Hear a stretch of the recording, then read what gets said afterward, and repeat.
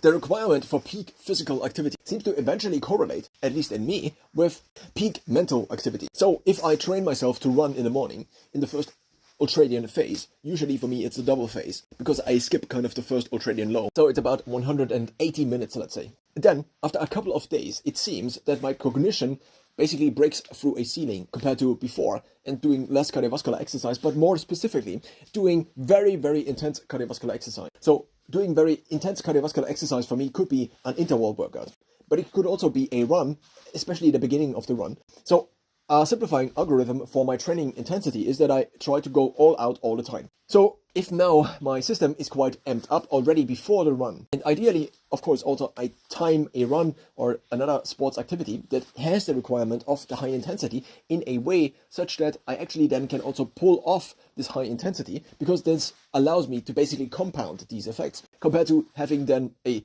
required high intensity workout with basically not the required intensity, because I'm in a ultradian low at the end of my circadian cycle, which then over a couple of days and weeks could basically decrease my cognitive ceiling. It seems to me that zone 2 cardio is not really what I should be trying to target with my workouts. If I already spend time, then I go all out. It's just the simplest algorithm. Basically always pushing on the gas pedal, and when the gas pedal is empty, then, well, regeneration can happen, but it can happen the better, because before I exhausted myself.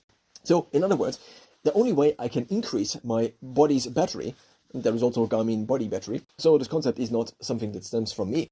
If over the long term I want to increase my body battery or the capacity thereof, then I think the only way to properly do this is to signal to my body that it actually needs to. So, in the last couple of years, I often have been ridiculously amped up, and I don't drink coffee, and I seem to have a few genetic predispositions. But doing many things at the same time, many of which I tested individually, and also try to tease out the different correlations with apps like Guava Health, and trying to correlate these different data sets and also tracking data, etc. It seems that in the last couple of months, maybe beginning from like 2 years ago, quite a few things now have compounded into me again being in better metabolic health, and thus again reaching a genetic cognitive ceiling, or at least coming closer to it compared to the last couple of years.